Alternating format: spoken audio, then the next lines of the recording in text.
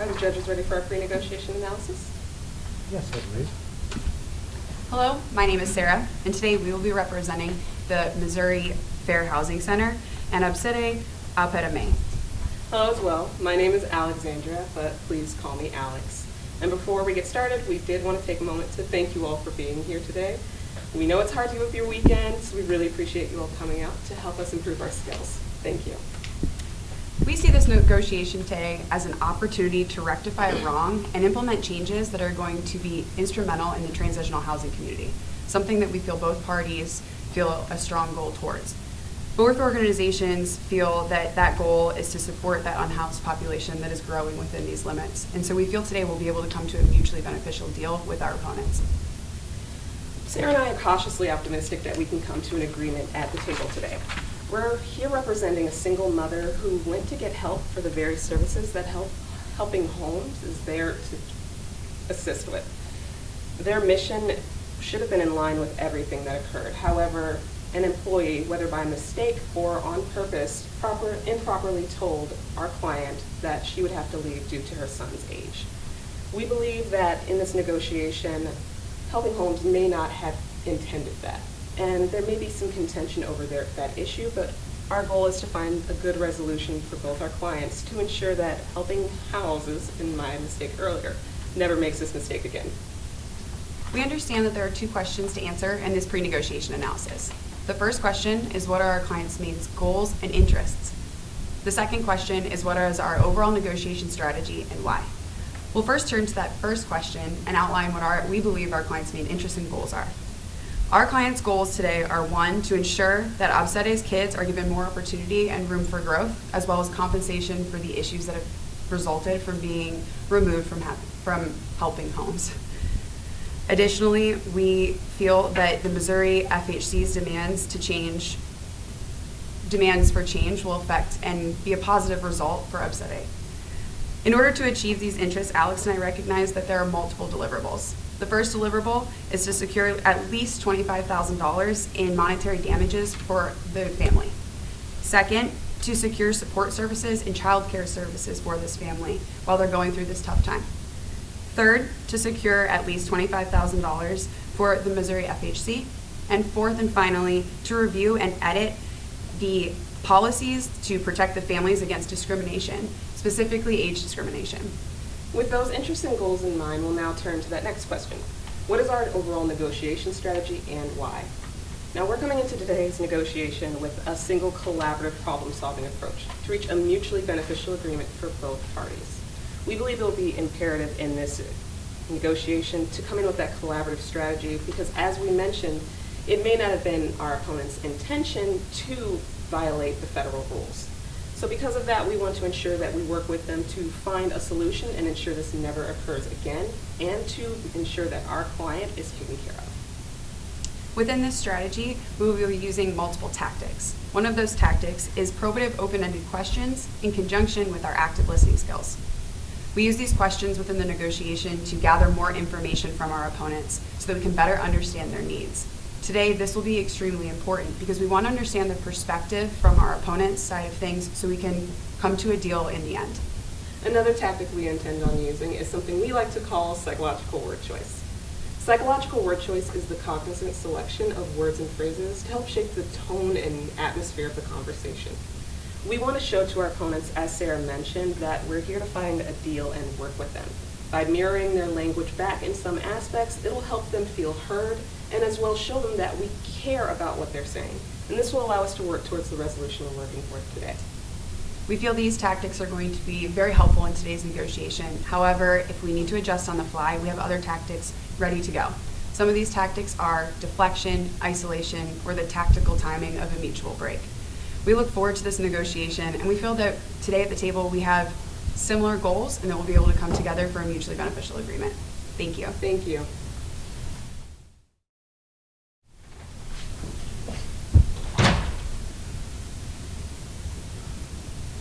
Good afternoon.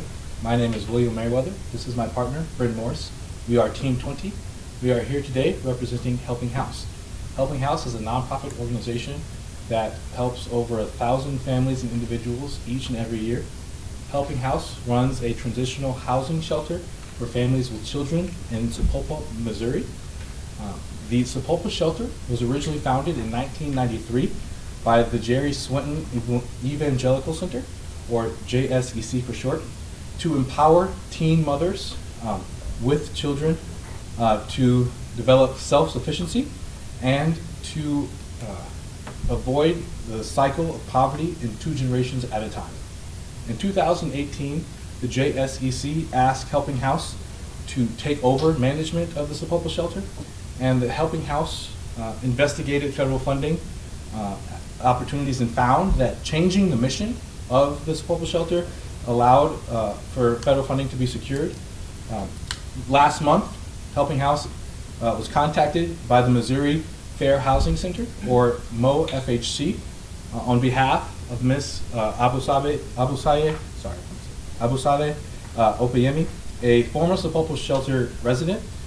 She alleges that when her son turned 13 years of age, the shelter dismissed them, and they are seeking False Claims Act key tam action, and we are here today to come to a resolution to avoid litigation.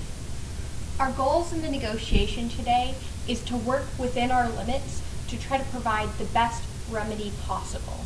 It's important to our clients that they have a good relationship with the community, and it's also important that they're in compliance with the law. In order to work through the negotiation, we're going to try to structure it in 3 parts.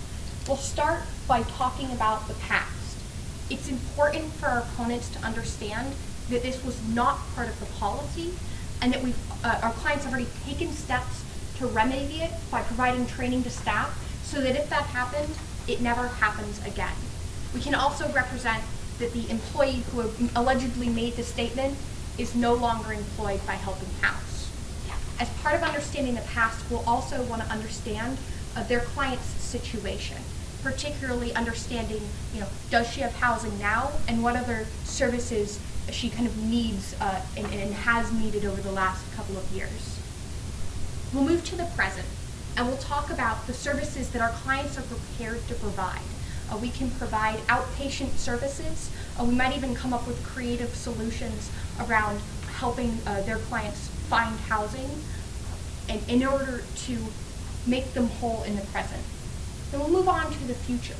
We're prepared to engage in a monetary settlement with the other side. We have $100,000 on the table. Now this is a little bit tricky because that $100,000 has to pay for any auditing that takes place, with the exception of $10,000 that we have set aside for just an audit of our policies. And so we're going to balance that $100,000 going towards making a payment and providing for the audits, so that the other side gets the reassurance that they need to know that our clients are complying with the law and making a strong effort towards inclusion. We will achieve our clients' goals today by focusing on our mutual interests of the community of Sapulpa at large. As well, we will make sure to sympathize and understand the other side's needs so we can help to fulfill those needs specifically. And we will also justify all of our requests and offers, and requesting that the other side do the same. And lastly, we'll remind the MoFHC that we are all here today with the same goals in mind, to do what's best for Sapulpa, and to ensure that we rebuild a trust between the 2 sides.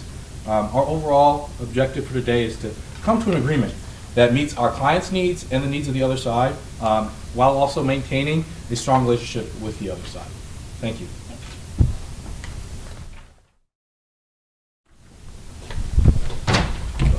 William Merriweather. Alex, nice to meet you. Hi, Sarah. Brynn Morse, nice to meet you. Hi, nice to meet you. Sara. Sure, the chair is. All right, it's okay. How are you all doing today? We're doing well. How are you? Doing well. So thank you for coming to the table today. We understand that your clients have had a difficult time with feeling like they were kicked out of one of our clients' shelters, and of course, that's a terrible occurrence, and it's difficult for somebody to experience that. We want to make sure that you understand that that was not part of our client's policy. It never has been. It never will be. understand that as soon as our clients understood that complaint, that they took remedial action to train staff on our policy so that the staff understands that, of course, teenagers can live within the shelter that's designated as designed for families, and also to reassure you that the employee who allegedly made a statement is actually not in Helping House's employ anymore.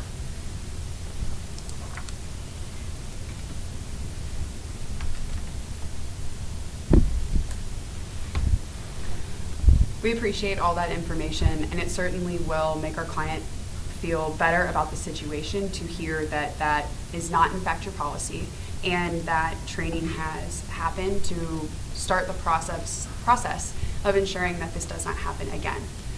Additionally, it is comforting to hear that that employee who misrepresented the policies and caused such a severe impact on the family we represent has been let go or is no longer with your organization. As well, we wanted to make sure that we make the effective use of this time we have together. And in doing so, we want to make sure that we have some structure to this negotiation. And part of that structure, we think, to help speed everything along and to keep everything right would be to address or to understand the past. Specifically, we have some questions regarding the past, as well, addressing the present. And then lastly, finding ways for us to all move on to the future. Well, that's wonderful to hear. We actually do have that agenda as well to keep things in line. We can go ahead and provide that to you all now. We see you have pens and paper. You ready to take it down? Perfect. So our first talking point is about obesity. And under that, the first talking point is apology. And the second is compensation. The third is policies. So, that's the final, okay. It seems that those points seem to fit quite nicely into our structure of the past, present, and future, being that talks of mis-OPMing would be discussed, and that would be the situations in the past, as well as the compensation and apology would be something in the current, and the policy would be something we could talk about in the future. Do you want to go through the rest of your agenda? Yes, we have a few more talking points. So, as we mentioned, we have the talking points that we outlined for the family, but now there is a secondary talking point about the Missouri FHC. Under there, the first talking point would be the admission and retention policies at Helping House. Second, an audit. Third, advertising. And lastly, attorney's fees. And is that it? That is the end of our agenda. So, thank you for kind of providing us the items. I think, as my partner mentioned, it would be helpful for us to kind of structure it the way that we've done, addressing each of the items under that structure. The reason for this is, many of the things that you put on the table cost money, and our clients, in all transparency, are coming to the table with kind of a set amount of money that they can use to settle the case. And so, understanding, your clients' situations, that both of them are going to require costs, we kind of need to discuss that together in order to make sure it's a settlement that our clients are actually prepared to reach today. And we do hear you. Just to clarify, you're saying that your client has only provided you one set budget for all of the issues here today. That's pretty much correct. As well, I think it's important to keep in mind that our client is a Helping House. They are the managers of this Pulpa shelter, and the fund is coming from the things that they would need to run that shelter. So I think we should keep that in mind, that we are here try to do what's best for the community, specifically those who are unhoused. So, go ahead. We certainly want to ensure that the conversation today is a positive one. We understand from what you had Brynn, what you had mentioned in the beginning, that this was not an intention, not a consequence that you had wanted for our client when they were at the shelter. However, we want you to know that our position is that Helping House is a instrumental portion of the community. We want to ensure that they can continue to have that positive effect that they did have on our client while they were there. However, at the same time, we want to ensure that our client is properly compensated for the issues that she went with, or that she had happen to her and her family, her 2 sons. They were very grave and caused a lot of backward progress that they had made while they were at the Helping House shelter. I think what we want to do here to begin the discussion is try to understand more of how they felt during the situation, specifically understanding, these are basic questions like where are they now? What's going on with the family, just so we can have an understanding. Thankfully now, Alexandra is no longer homeless. After she had to leave the shelter, she was bouncing around friends and family when she could. And she also tried to be in hotels, but unfortunately that didn't last long either. And there were points where she was sleeping outside. So it is important for us to address those issues. And in regards to that, we heard you say that Helping House let go of the employee and that the policies weren't, what they told our client wasn't in line with her. Was there any attempt to reach out to her at all? So our clients didn't quite let go. By the point we heard of this complaint, she was already gone. We did attempt to reach out to her, and she doesn't remember the conversation. So, at this point, it's important to our clients that your clients feel whole, kind of regardless of the liability issue, and so we're prepared to kind of move forward in good faith and negotiate, regardless of the fact that she doesn't remember the conversation. And in the spirit of full transparency and to get an understanding of each other's backgrounds in the past, previously the Sepulpa shelter was operated by the Jerry Swinton Evangelical Center, and they were more focused on the teen mothers. And when Helping House took over, we broadened that mission to be families at whole. So there may have been some miscommunication because Helping House at the time retained some of the employees there. Although during our search there doesn't seem to be a policy that the Jerry Swinton Evangelical Center had like that, but just to adamantly say that we've never had any policy that is anything similar. So we're really glad to hear that your clients aren't homeless anymore. Mm-hmm. Are they still living in the community? They have relocated to River City. Okay. And do they have any intentions of coming back? That is something we'll be able to continue discussing once we go out throughout these talking points we put down. We understand you are viewing this as holistic, and we can work with that, but this agenda will help us stay on track. So we'd like to turn first to this talking point, apology. It is Alexandra's position that she would like an apology from Helping Houses for what happened. We understand it wasn't your policies and you let go of the employee, but it is something she would like. So 2 questions with that. First, I'm not sure if we've moved past an understanding of the family. I know that was the first agenda point, and I just want to clarify that we still had some questions involving the family. And then secondly, I think what we need to understand what that apology would look like, or what you're seeking. It sounds like we have differing opinions on what agenda we have set. We had listed out ours, and it was our interpretation of your response that covered the past, present, and moving forward. The only, we'd like to kind of follow this and get to all of your agenda points, but yes, we agree on what we're going to be discussing today. Yeah. So as far as the apology is certainly on the table. If you guys could, at this point, maybe give us some language as to what it is you're looking for, and then we can kind of table that and make it part of the final package. Certainly. Our client is looking for an apology for having her family removed and having negative consequences that have left her, as Alex has described, she was couch surfing between friends and family with her 2 young children. As a result, that impacted their education and their health. They Actually, as a result, they had to be held back a year in school, and that has a massive impact on these children, and that's very disappointing as a mother. And our client wants to ensure that she, as you had said, is made whole. In addition, for the apology, it would be very important to our client that this could be in writing so that it's clear and understanding that Helping House is apologetic and is sorry for the issues that happened. Thank you for that understanding. So we'll keep the apology on the table and bring back, what we're willing to agree and kind of the terms that might have to be a part of accepting or of issuing an apology. I think at this point we can kind of move on to the present and just give your clients an idea about what it is that our clients are willing to provide. This is kind of dependent on whether or not your clients are coming back.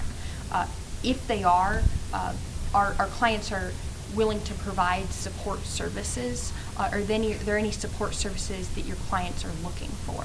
Before we move forward, we want to ensure that we heard you correctly. Yeah. You said that you can take back this apology to your client. Is it your position that you don't have authority to agree to any kind of apology today? It's our position that we're happy to include an apology in the final package today, dependent on some other terms surrounding issuing that apology. We do appreciate that it has a lot of moving parts and we have a lot to discuss today. However, at the onset, you had let us know that Helping House does feel badly that this happened, and so there is some reservation on our side for the hesitation to issue an apology. And I think we are here to build trust, and I think part of that trust is understanding the needs that you guys have, and you've expressed a need here for this apology, and I think part of our hesitation is an understanding, specifically before we decide to make something formal and written, we want to make sure that we have an understanding of the full picture here of what is being done entirely.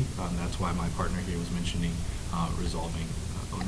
but including services. So in full transparency, the concern over the apology is that our clients are a nonprofit, and it's important to our clients that they're able to continue to operate and continue to receive federal funds. And so the concern with an apology is that an apology has to come with a waiver of liability, and waiving liability is something that will, be a term of the ultimate settlement, if that makes sense. So it's not that there won't be an apology, it's just that needs to be part of more. Especially since this is a center to help people, and we need to make sure that we can keep the funding and keep the lights on. So I think that's part of the understanding here. We definitely understand. In regards to this waiver of liability you mentioned, it is the Missouri FHC's position that if we can come to an agreement today, and there are additional caveats that the admissions and retention policies will be reviewed and amended if necessary, as well as there is the audit we have to talk about. If we can agree to these things on here, we can sign that waiver of liability. So we understand your concern there, and we just wanted to address that outright. So I think at this point, our side, we're enthusiastic about issuing an apology, and your side is enthusiastic about a waiver once we get to the other terms. So let's go through the other terms. It sounds like perhaps talking about the outpatient services that can be provided doesn't actually line up quite so well with the way your clients are looking at that. So we can just move on to the future, all the things that cost money today. If you could let us know, what are your clients' priorities? Just so we can have an understanding of how to prioritize funds.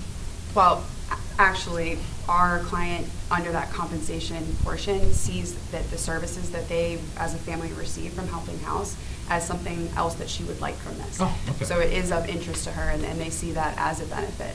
Additionally, there also is the request for monetary compensation for the damages, and so it's two components for compensation.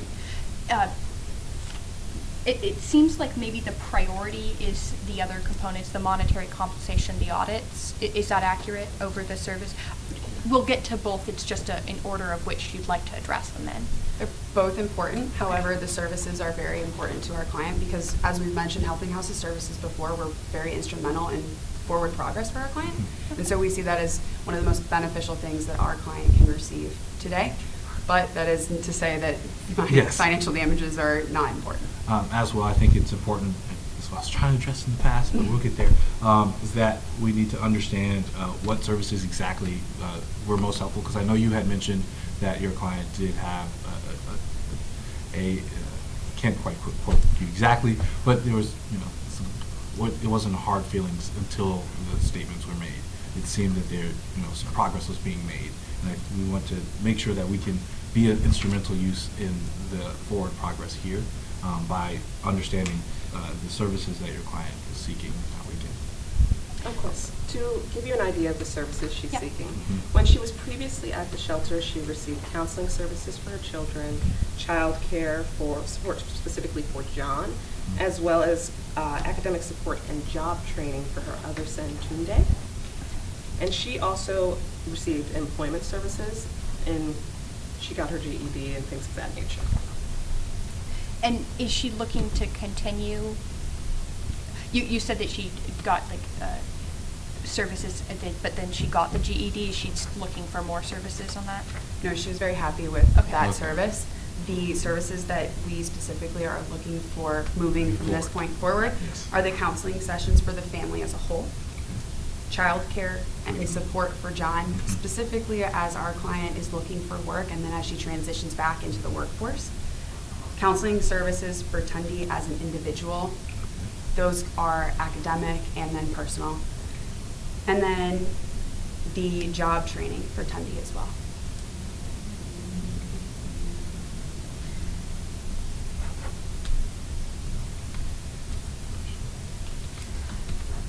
So thank you for providing us with that information.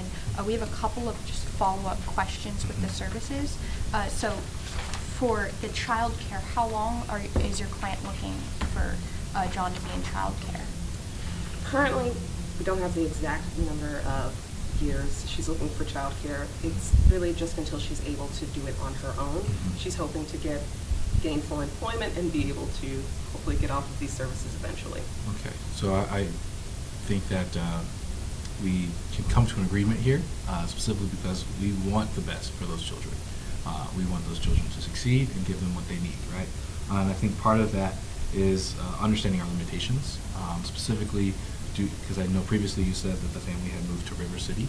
And is it does Miss Opiemi, does she have employment at this time?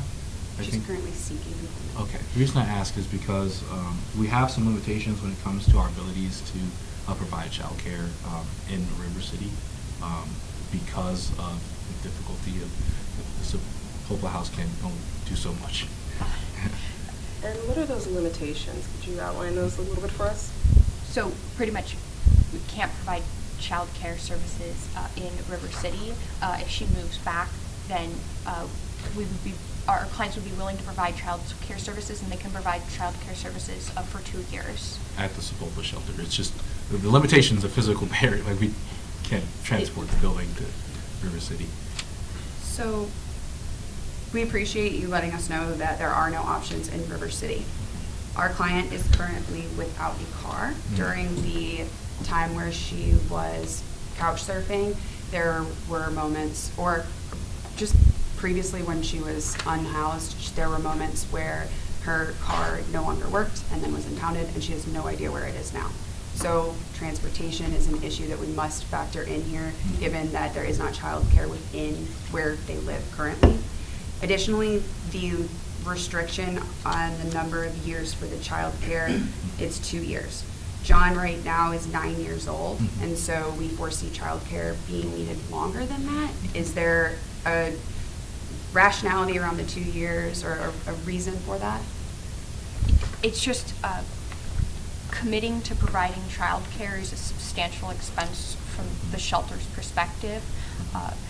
Is there an amount of time that it sounded like your client doesn't really have a specific amount of time. 2 years is already, a pretty lengthy amount of time to find employment. And to be clear, the shelter is currently transitional housing, so that is why usually families are gone within 2 years. We don't have, not there for that long, so that's why we're not able to commit to that. We did have another question in regards to the limits on the River City childcare.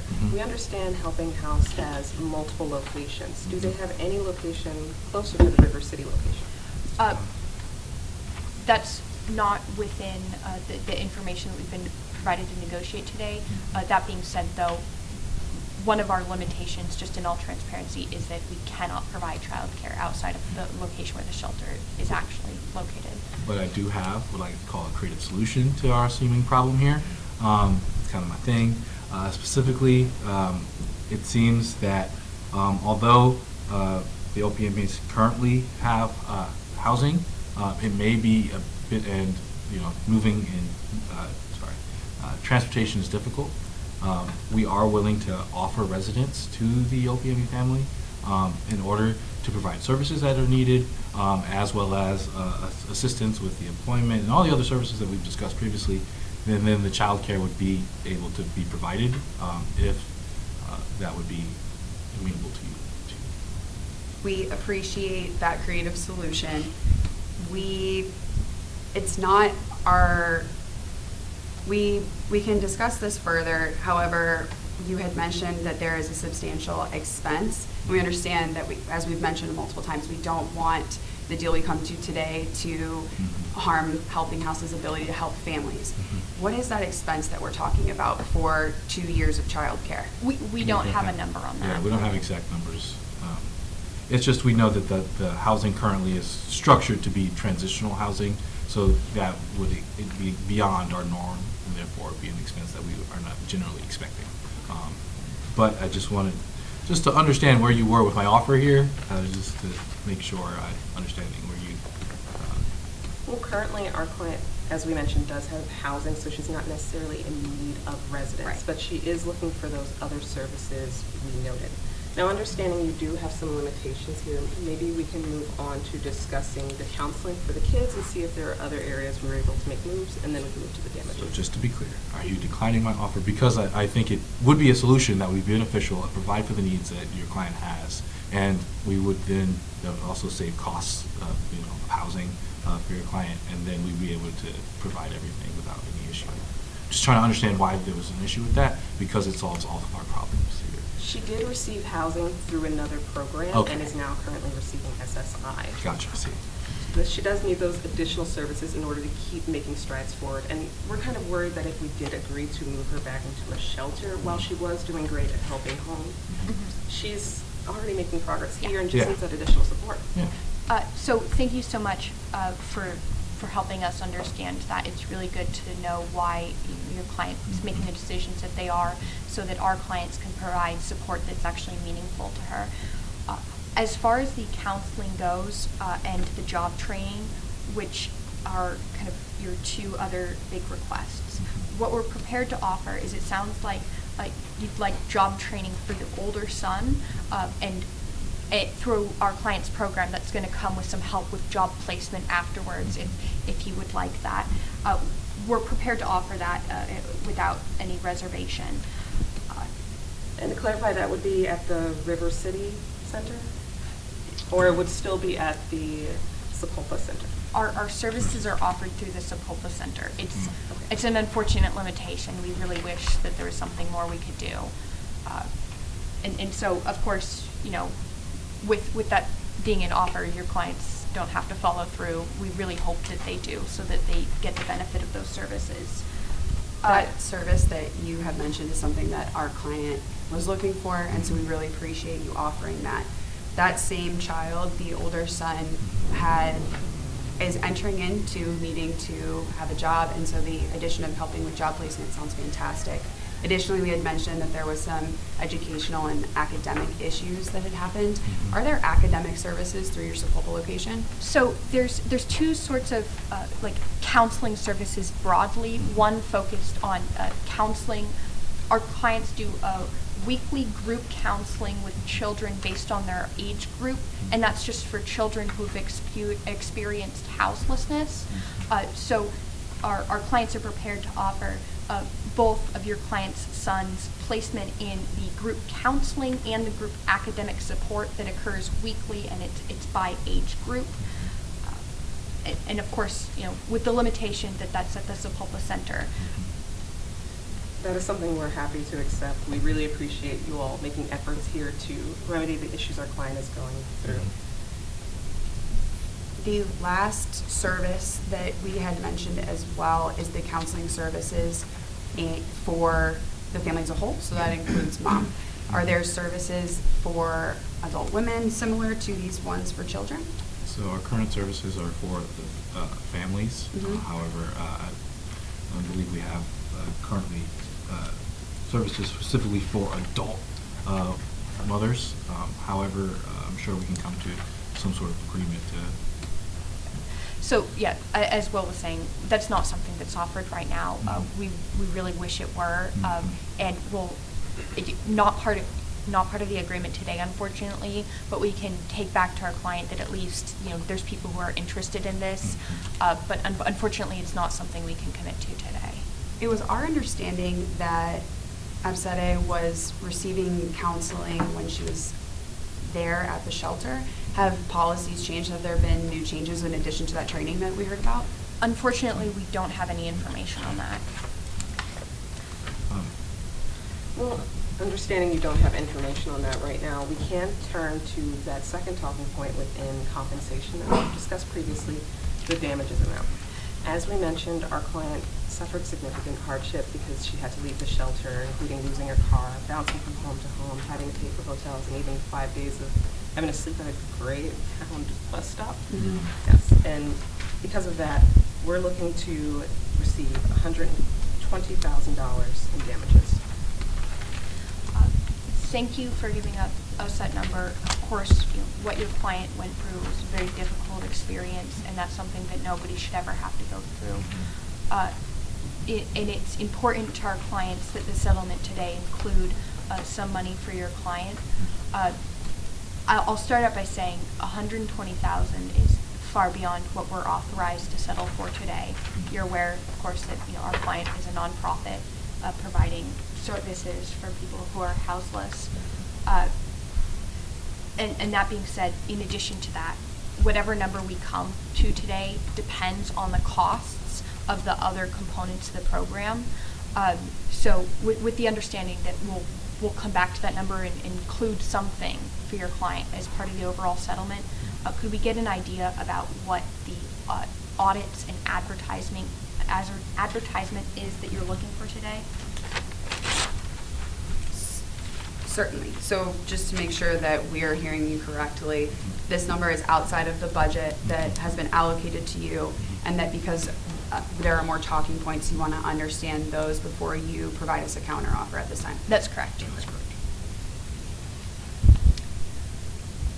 For the audit, and we'll start with the audit. Sure. For the audit, it is our client's position that Helping Homes have an audit done. They have had an exceptional reputation, and this issue occurred, which is out of character. However, we think it's important that there's an audit done to ensure that there are no other issues within the operations of Helping Homes communities, just to ensure that this similar situation doesn't happen to anyone else, which seems to be one of your goals as well. I think we understand your client's position specifically because we are in agreement. We want to make sure that we make sure that everyone feels safe, included, and welcome at the Sepulpa shelter. As well, I think we just wanted to clarify some things, maybe get an understanding of what exactly that the audit would entail. Like, what are you planning? What would the plan to audit? What exactly are we auditing here? What are you looking for? Well, from our understanding, the audit may be tax information. We didn't get specifics, but tends to be tax information, but in this situation could be also policies. And it's to ensure that you all are in compliance with the published policies. That's what this audit is for. So a compliance audit is what you're looking for? Okay. And is that the only audit that you're looking for today? Well, the audit would, to be sure that everyone is clear at the table, the audit is something that the Missouri FHC is willing to do. It does have a cost of $35,000 in order to audit all of Helping Homes. So you said audit all of Helping House. You're talking about the facility In Sepulpa? at issue today? all helping houses.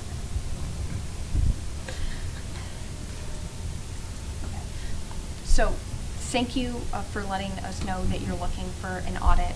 It sounds like that's an audit of compliance with policies and procedures. So our clients would be willing to have your clients perform an audit on the admission procedure and retention policy, and we're prepared to offer your clients $5,000 to conduct that audit to make sure that the admissions procedure and retention policies comply with the law. As part of that, our clients will make any changes based on issues that your clients are able to identify as being like legal issues of non-compliance. Of course, any audit that your clients either conduct or see the results of would need to come with a waiver of all claims brought either on by either of your clients' behalf or on the through your clients on behalf of a third person, and of course it would come with a confidentiality agreement. That was a lot of information, but we really appreciate it. It's great to hear that Helping House is willing to allow the Missouri FHC to be able to come and do this audit. However, we believe that there may be a little bit of confusion about the audit still. Okay. We, in our agenda, had outlined that there would be an audit and then also a review of the admissions and retentions policies. Okay. It's our client's perspective that those are two different reviews. So for the purposes of the negotiation, that's fine. We can treat them as two different reviews. Are your clients prepared to conduct the review that we just outlined, which sounds like you guys are calling more the review for $5,000? At this time, it's not something we can agree to do that review for $5,000. We actually think it would be a perfect time to take a mutual break, review everything that's gone on here, and try and see where we can make some wiggle room. We understand your client has financial constraints, and we want to figure out if we can make some solutions. Sounds Thank good. you. Thank you.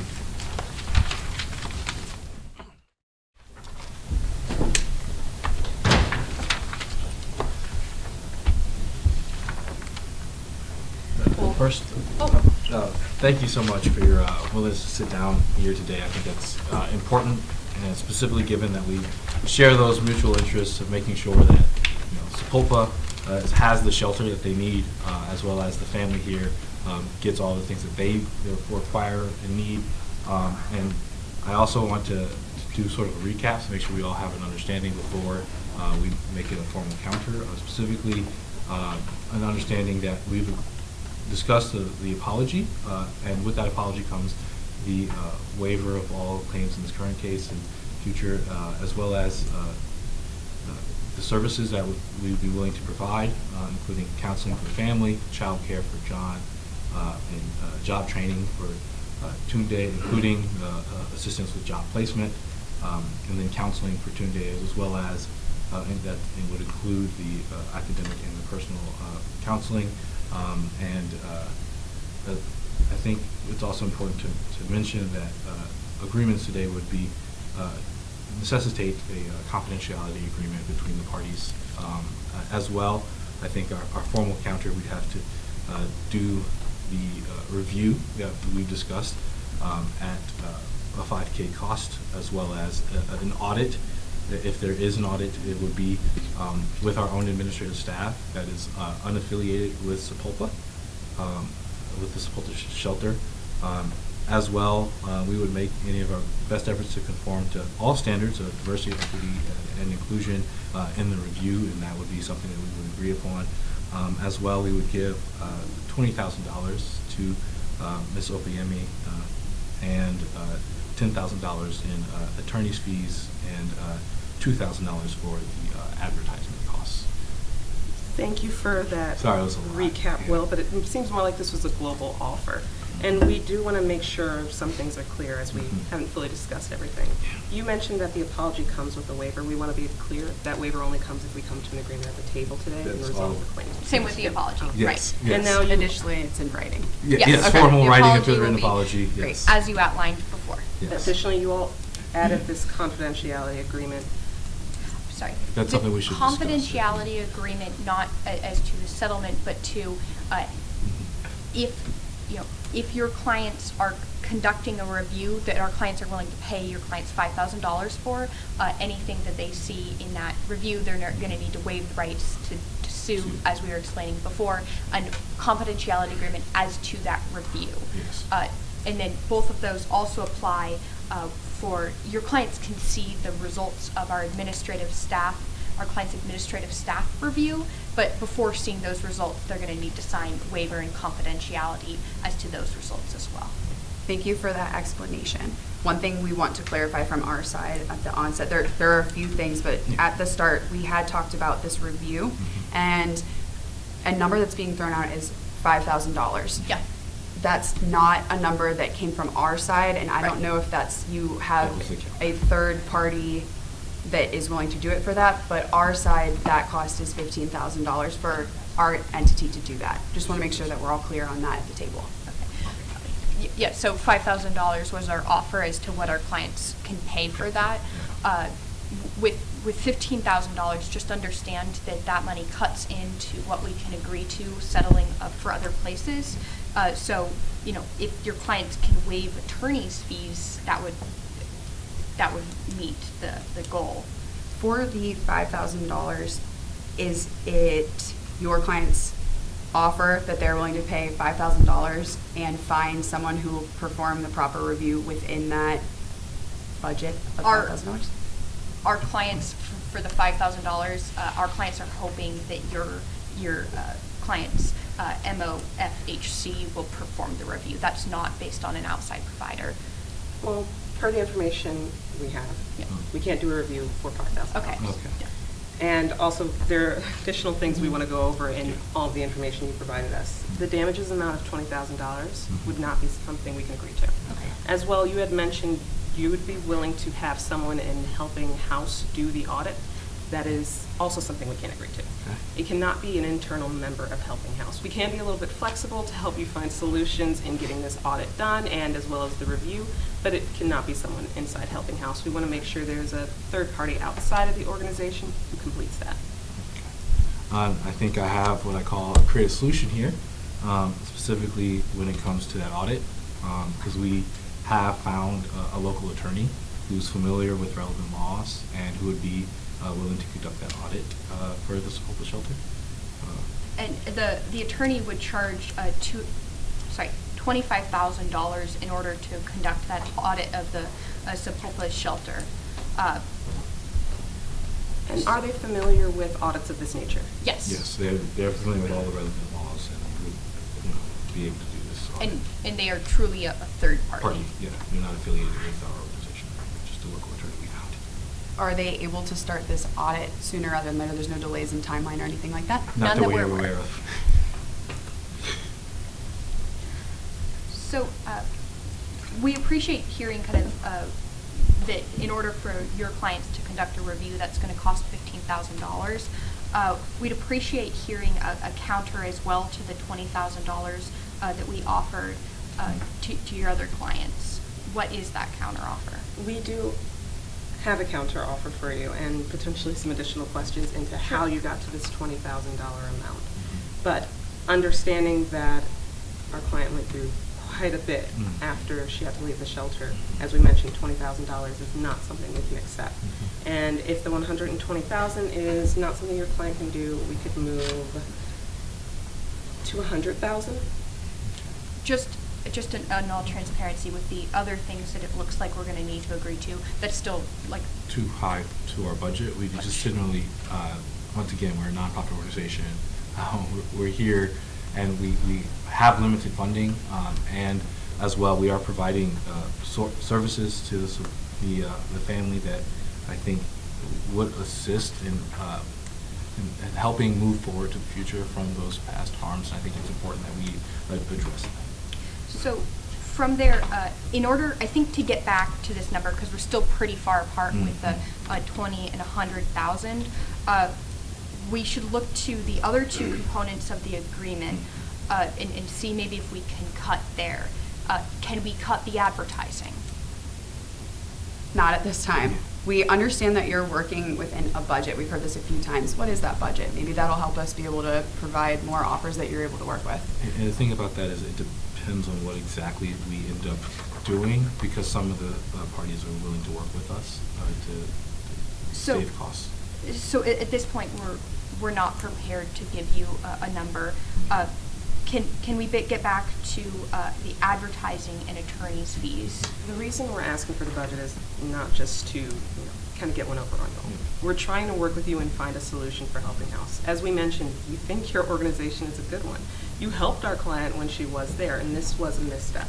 And we understand you have constraints, and bouncing around is making this conversation far longer than it necessarily needs to be, which is why we're interested in getting that budget number so we can figure out how we can work with it. Yeah, as well, I think the important part is that we've developed trust between each other, and I think part of that is an understanding of how we can best address your needs. I think some of the solutions that have been provided to address needs have been declined, and we're just trying to make sure that we are addressing everything properly. Let me propose a slightly different way of looking at this. So it seems like we've kind of reached an agreement on having the third-party audit, and it seems like the cost, it seems like you guys are representing the cost for your clients conducting that review is at $15,000. So if we can agree that those are two components of what's going to be our global settlement, then maybe we can negotiate a number that's going to cover your clients, the attorney's fees, and the advertising. And then once we get to that number, break it up. To make sure we're hearing you correctly, you are agreeing to having the Missouri FHC perform the review Yes. on the admissions and retention policies. Yes. And that cost is $15,000. Yes. And then in addition, for the audit, that will be done by a third party, the attorney that you all have Yes. found. That information done or provided or resulting from that audit would then be shared with the Missouri FHC. And then any issues that came up from that audit, the Helping House would make the right adjustments. And then again, this all plays into the idea that as we're moving through this, there will be a written Waiver. policy with waiver. Yep. Services, Yep, but as exactly. well, the waivers are important within this Yep. discussion, specifically given that we're adding parties to it and confidentiality as well. Okay. Yeah. So one thing that we are throwing around numbers about, but haven't had a real deep discussion about yet, is this advertising. Yeah. So we understand that there was an impact from the pandemic on shelters and their Yes. ability to function so that there wasn't the transmission of COVID-19. Yes. With that, we are thankfully moving out of that time period. And so we wanted to have a healthy advertising budget that would advertise Helping House's services. Again, we've mentioned a few times that we know those services are fantastic.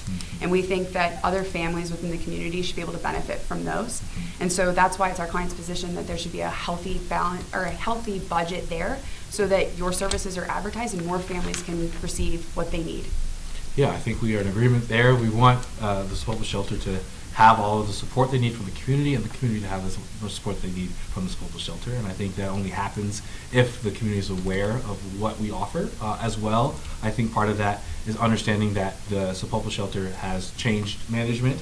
So the community may have a perception of what the shelter offers, and it's important that we clear the air on how we conduct the shelter, and as well how those services are allocated and offered to people.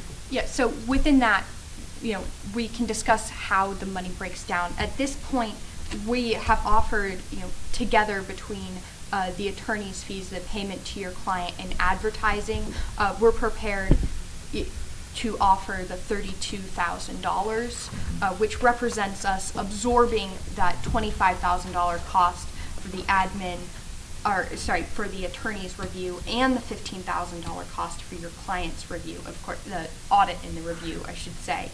Brynn, I am so sorry. I don't want you to keep going and lose us.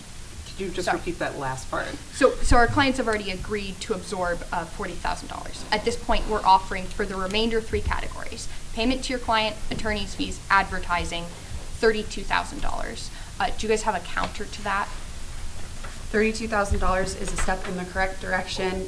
However, we do feel that is still very low, given that part of that settlement amount is the damages. Our client, for 4 months after they were after they left the shelter because they were told that they had to, or the possibility of their family would break up, it was very harsh on the family. And so that $32,000 is just simply very low. Can you give us a number? And especially because we have such difficulty with the budget that we have, we want to make sure that we have what we can. Unfortunately, we do actually see we're running low on time. So what we do have in firm agreement with you all is that the Missouri FHC can do that review, and the Helping House will pay $15,000. As well, that audit will be done by a local attorney, and we'll get that information and review it, and at a later negotiation, after everything is done, we'll go ahead and potentially look at those waivers as well. The waivers, as well as the apology and the services provided by, I just want to make sure we're all Yeah. yes. Yeah, so we'll have to come back to the table to reach this global agreement, but we've worked well in getting in the right direction, resolving several issues. Thank you Thank you so much. much.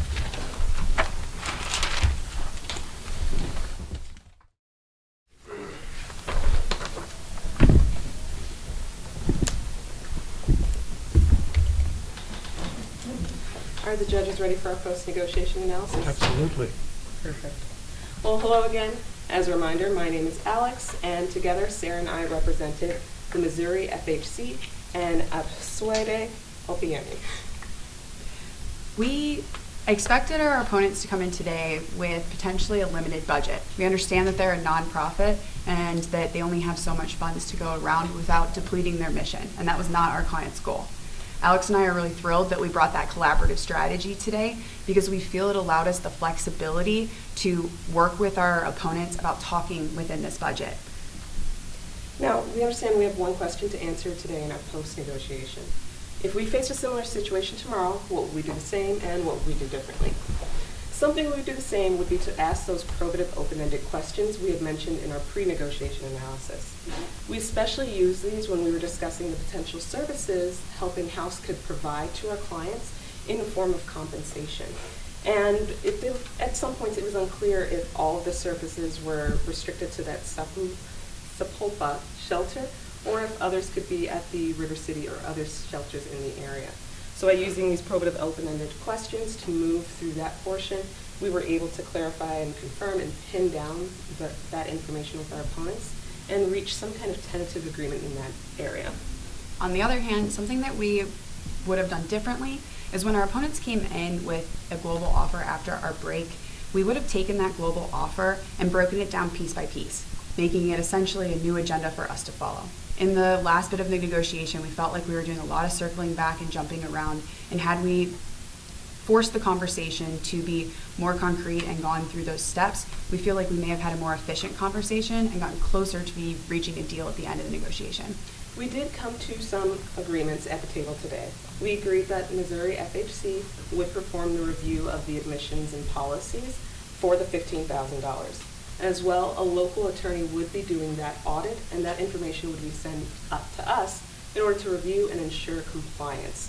As well, the services we had discussed, the counseling for the children, some academic and personal counseling specifically, as well as academic and job training for Tunde would be provided to her. But we didn't get anything nailed down in regards to other monetary amounts such as damages or the advertising we were hoping to discuss. At this time, we wanted to reserve a little bit of our post-negotiation analysis for judges' questions. I have a question. Do you guys believe that, because you were representing two parties, right? Do you believe that your clients, collectively, their goals were aligned with each other? We do believe that our clients' goals were aligned with each other. Ultimately, both of our clients want to provide safe and secure housing for the unhoused. Miss Absede had a really horrible thing happen to her and her family, and the Missouri FHC wanted to ensure that that doesn't happen, a similar situation like that doesn't happen to others. And so while they are two different parties, we feel that their overall interests did align, and we were able to represent that at the table today. In the discussion of the waivers, lots of discussion of the waivers, and I think you guys did a great job of saying that has to be in a global context, but they were obviously really pushing on that. And I was a little surprised that you didn't say, yes, of course there'll be a waiver, but if the audit shows a problem, we expect you to fix it. Now, was that intentional, or do you think that's fair to assume that when you're asking me to waive liabilities and litigation and so forth, but if the audit finds a problem, you'll fix it. We did try to communicate to our opponents that a waiver in regards to the audit would mean that any issues we found would be fixed.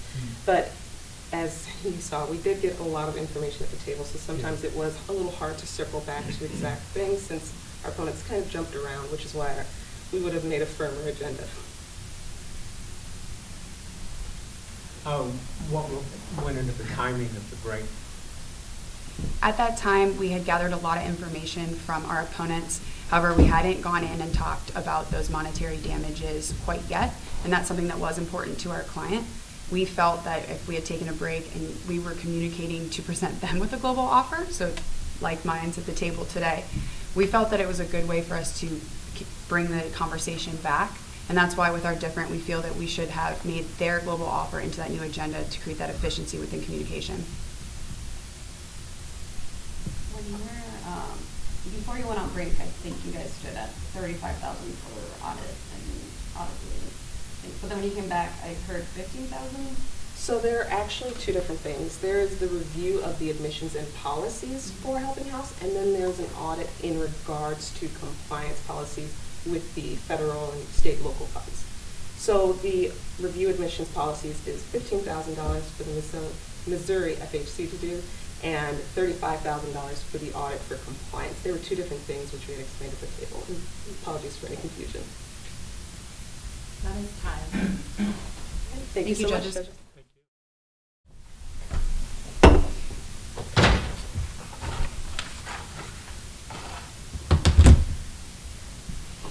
We walked into this negotiation hoping to reach a deal that both provided beneficial items to the other side, but also was within our client's limits. And we met a lot of the goals on the items that we were going to provide and kept them all within our client's limits. Specifically, we agreed to provide free services, the job placement and training for the older son, academic support and counseling for both children, and 2 years of child care for the younger son. We also agreed that there would be a waiver of all claims when we ultimately reach the global settlement, that there will be a confidentiality agreement and a waiver of all claims associated with both the review and audit, and that those two things would take place at the cost of $15,000 for the review and by the third-party attorney for the cost of $25,000 for the audit. We agreed to an apology letter as well. That's not something our clients were expecting, but it's certainly within the realms of a reasonable concession on our side. There's still, we left the table with a little bit of disagreement over how much additional money was going to be paid, but we left the table with kind of the understanding that remaining money would be negotiated as a lump sum that we would then split out, which gave our clients the ability to kind of project whether or not that was going to fall within the acceptable range to them. And we left the table with numbers where their numbers were still too high for us to accept, but our numbers were, high enough that it was a reasonable offer, and we'd be able to meet somewhere probably below that $70,000 that we were actually had left authorized to spend. As well, our strategy for today was to remain friendly, and I think we achieved that, as well as finding that mutual interest, and that allowed us to focus on the issues that we were discussing, specifically our framework of past, present, and future. There was some pushback, and that pushback seemed to allow us to actually keep that focused on our framework, because it seemed that we followed it still, and that framework allowed us to group some of our offers together.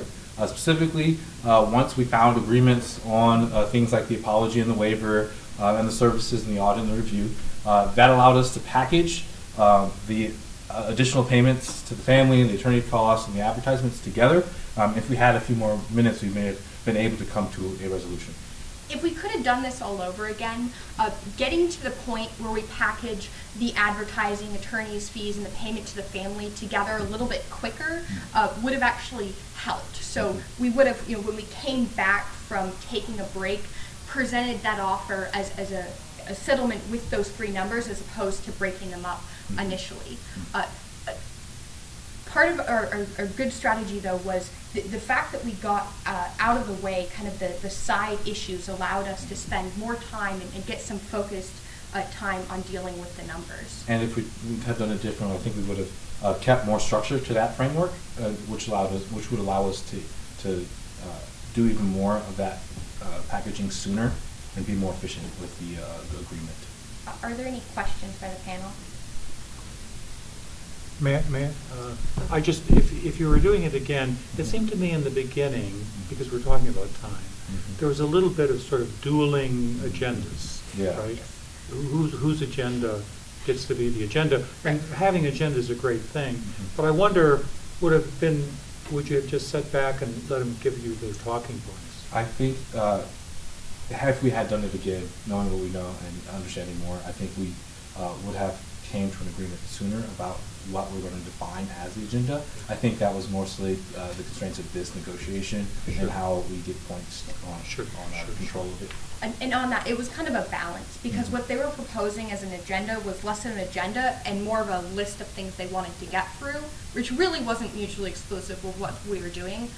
So part of the reason we pushed, which had a positive and negative parts to it, was that we still needed some structure in the conversation, and we'd like to get through 10 things or however many it was, is not that structure. As well, we wanted to be able to talk about certain things at certain times, given that some of the things were contingent on other things, and we were going into this with a very limited time to prepare, so we wanted to make sure we had it all right. One question. Did you say that you were not expecting a request for an apology letter? It wasn't part of our client's expectations going in. Okay. It doesn't come as a surprise. That's certainly true. That is something that we discussed previously. We just weren't exactly sure how to frame that, specifically given we decided on the onset to give a sort of understanding that we were sympathetic. Okay, so you decided, once you heard that they wanted an apology letter, you decided, correct me if I'm wrong, you made a decision to use that and leverage to your other points. Is that correct? Specifically just the point of the waiver, just to make sure that was balanced. But we were willing and ready to offer that apology. The important part from our client's perspective is our clients can't issue an apology if there's going to be pending litigation, because that goes to issues of potentially admitting fault depending on how that apology is phrased. And so it's just absolutely was essential that this matter be settled as part of that apology agreement. All right, thank you. Thank you, that's time. Thank you. You have like 10 seconds. Thank you very much. Thank you. I'll go get it.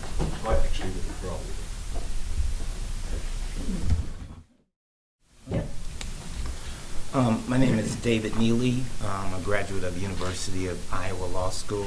I'm a former assistant dean at John Marshall Law School and law professor, and I received my PhD from the University of Illinois, Chicago.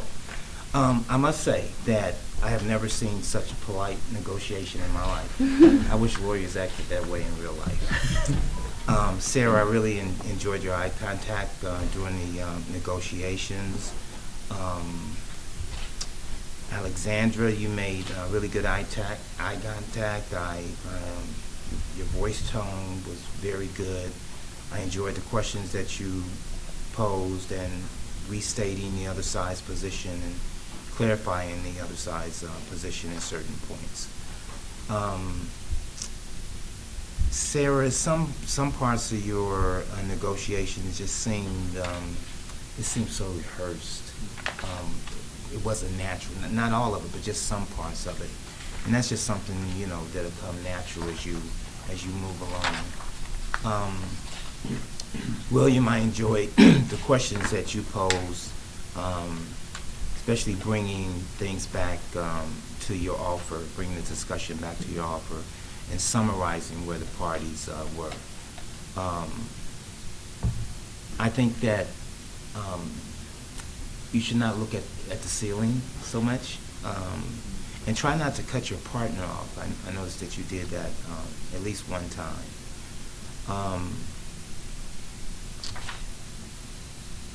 Is it Brynn? Yes. Okay. I enjoyed the way you move things along, and I enjoyed the questions that you posed, and you did the same thing that William did, staring at the ceiling. So if you ever feel like you have to stare at the ceiling, stare at the person in front of you. It's because you have that person's attention, but when you start looking up, they may look up too. Thank you. My name is Vince Dre. I was an in-house lawyer and international general counsel for a couple of big multinational businesses for 36 years. I went to the University of Georgia Law School.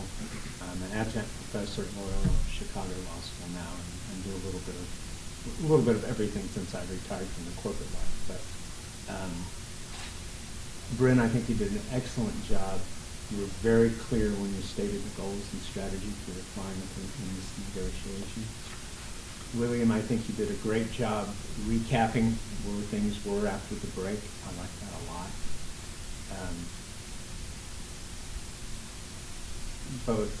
I think both Sara and Alex, you did a great job in articulating your client's position during the negotiation. I like that a lot. One thing that I found a little bit distracting, and I may have found it kind of irritating if I was on the other side in this, is when we were talking about talking points and agendas. I felt that was a little bit, I don't know if it's the word didactic or not. I would have found it irritating to have someone kind of push that the way it did. And then everybody knows that each party has a number in the back of their mind. I felt perhaps that by repeatedly emphasizing that there was a budget, you kind of invited the question that Alex said, well, what is the number? You talked about it, tell me what it is. Other than that, I think both did excellent jobs. Good. My name's Ron Gibbon. I spent about 30 years with a law firm in town called Mayer Brown. I was general counsel for a few years with an international insurance company. And I spent a little over a decade then in Eastern and Central Europe, and Croatia, and the Czech Republic, and Ukraine, and Warsaw, Poland, doing the kind of stuff that you guys did today. Although I can't say always so as well as you did. And I have to say, you guys have really run the gauntlet in this competition, and you should be very proud of yourselves of what you've done. It's really our honor to listen to you, and knock on wood, we'll never have to deal with you in negotiations. I'd like to say, particularly Team 6, I genuinely feel as if you guys have been working together for 100 years. On the teamwork side, it was really seamless, really seamless, I think in a remarkable way. And I coach lawyers for a living now, so I would never do this in my coaching, but to compare and contrast, but we have a limited amount of time. I think Team 20 was a bit more of a challenge there. Some over talking and so forth. I mean, it's almost impossible in this context to be perfect at it, but I think it showed a little bit.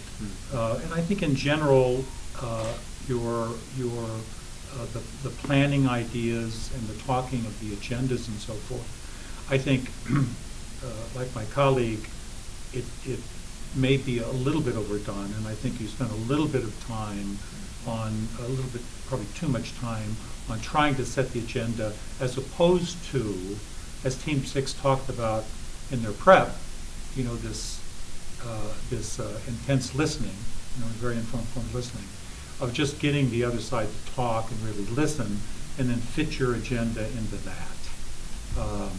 But very good. I appreciate it.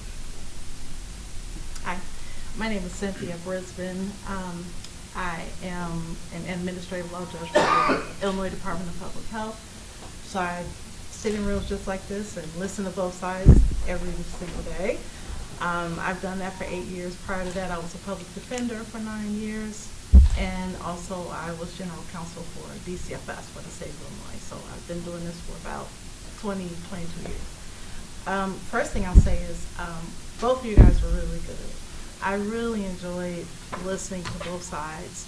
I thought that with the short amount of time that you had with this problem, which And congratulations for those names, because I was reading, I was like, oh my God, we have some seriously hard names in this one. So you guys did really good with that. And I felt like you really had a really good handle on the facts, on all of the different nuances. You guys are actually representing 2 clients at one time, which is very difficult, and especially you only have 45 minutes to try and get what your clients want. So I think you did a great job with that. Just a couple of things quickly. I think Alex, you have a very, very calm approach, and I thought that was really good. The other side had a little more energy, like, but I think that was a really nice balance. And I think you did great with your listening, but I think you may have listened a little too much. I think that maybe you could have been a little bit more aggressive, giving them a little bit more pushback. I believe that you guys did great, Brynn and Will. You did great. I think you controlled the entire negotiation. And, you heard the other comments about your style and looking up at the facility. But, at the end of the day, are you getting the job done for your clients? You may not have the best style or the best, speaking voice. That's what makes us human and makes us all different. But at the end of the day, are you getting the job done? And I think you guys did a really good job there. I really like that. You jumped right in, Brynn, as soon as it was time. Like, okay, so this is what we're going to talk about. I love that because, you want to show the other side that, you're going to be cordial, but you're also going to be aggressive and not be afraid to get it done. I think you did that. I think also, Will, you were really good with bringing the feel good to the whole thing. Like, oh, we're so sorry. And I felt it was really genuine. It was really good. I did also think there was a little bit too much cutting off of each other. But I think toward the end of it, you guys sort of gelled a little bit more, especially after the break, when you had a little time to regroup. So I thought that was good. I think Alex and Sara, you did an excellent job of putting out the number. You put out the number, okay, $120,000. But the problem with that was you put out that number, and then there was absolutely no movement on it. But you also stated that you knew and understood that it was a nonprofit, that it was, you want them to keep it going. But then you didn't show that in being flexible with that number. So I think that was something that could have been improved upon.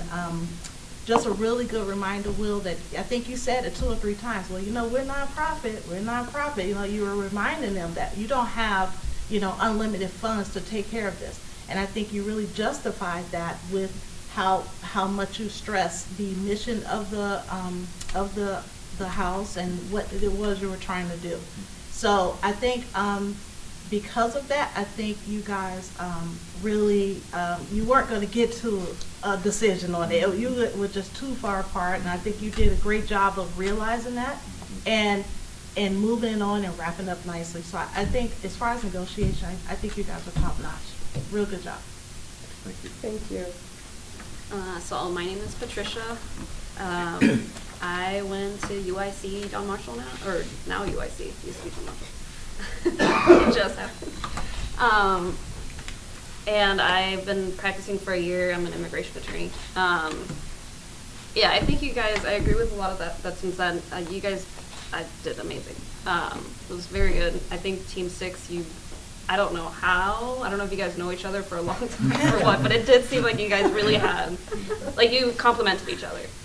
Not that Team 20, you didn't, they did a really good job doing it. I do agree the cutting off, I'd be more careful with that, and the looking up at the ceiling. But I do believe the flexibility, I think Team 6, you guys had a kind of, this is our number, this is where we're going to be at. And I also felt that if they're, when they came back with, I think it was 5,000, maybe go back and say, okay, that's too low for us, but we'll be willing to go up to this or go down to this much. I think that would have moved it along a little more. The same thing with we have a budget. I thought initially, I was like, I think that's a good idea, but at the same time, it doesn't really, if you don't give The number, yeah. I don't know if giving a specific number what it was, but once you get to the end, you just kind of get blocked because they don't know how much you're willing to go for, and then But I did think you did, William, I think Brynn, you also talked about it too. You guys did a very good job humanizing the company, or the shelter. I thought that was a very good move on opening, or when you, in the introductions. But yeah, and I think you guys did really, really great. Thank you. Hi, I'm Julia Brooke. I went to University of Illinois down in Champaign for law school, and I've been practicing in Chicago for the last 7+ years. Most recently at Catton, prior to that, Better Price, and I do mergers and acquisitions. So the time that I spend negotiating is around a specific contract or terms in a contract, not so much coming to a settlement on things. So it's fun for me to get to see it in this context. Team 6, your pre-negotiation analysis and post were incredible. I thought they were effective, not necessarily tailored to this specific negotiation. I'm pretty sure you probably use it in all of your rounds, but it was wonderful. I thought it was clear, concise, and really set us up to understand what your goals were. Team 20, thank you for providing background information on your client. I thought that was very helpful. We understood where you were coming from. Loved your structure, the past, present, future. Fantastic. It's applicable to almost any situation, easy to remember. And what I really appreciated was when they pushed back, when Team 6 pushed back and said, nope, this is our agenda, we're gonna do this. You said, well, that works with ours, because we'll talk about this during the past, this during the present, this during the future. So you were able to tie in your own agenda while not shutting theirs down, and I thought that was really effective. Team 6, I think you focused a little too much on your agenda. Sometimes you just gotta let things go. It's like, if you understand that you're aligned on where you wanna end up, you have to have a little bit more flexibility there. That said, I thought you guys did a great job really coming to conclusions on things and making sure that you tied things out and asking questions where you weren't sure where you guys ended up. I was super nervous when you guys were talking about the apology for like 3 whole minutes until Brynn brought up the waiver of liability, because I was like, please don't give them an apology. That's just telling them that you did something wrong. But then the second you said we're going to need a waiver, I was like, okay, we're good here. So I thought you did a great job reacting to what they were presenting and making sure you were covering your client's actual interests. I don't know if it was in the fact pattern why they were so focused on the apology and the audit, both of which seemed, A, the audit was in one of your clients' favor because they were getting thousands of dollars to perform it, so I get that. But the apology, we spent a long time on the apology, and I don't know if that was just something that was really important to your client, but I thought they were willing to give it, move on, was all that I was thinking. But overall, you guys were fantastic. Brynn, if someone had asked me how long you've been working with this client, I would say you've been working with this client for 10 years. Like, you knew it in and out, and I know you've only had it for 24 hours, so I was like, geez, you really, even if maybe you didn't know it, you made us feel like you knew it. Then you knew these clients and worked with them and what they would agree to, what they wouldn't. I would be careful agreeing to things if you don't know that your client is okay with it, like the apology, because you mentioned in the post-negotiation that that was not something they expected. So it's always okay to say, we'll take it back to our client if you need to. But again, overall, amazing job. Really enjoyable. Thank you. Thank you. All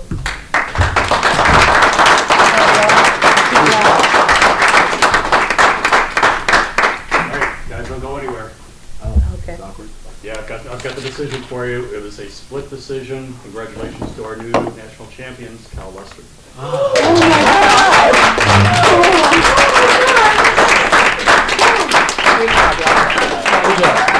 God! Great job. Good job. Thank you. The judges never heard where they're from. Oh. Well, you got women. School of Law. From? California Western School of Law. And we're from New England Law, Boston. Oh, coastal battle here. Yeah. Good job, guys. Thank you so much. Thank you so much.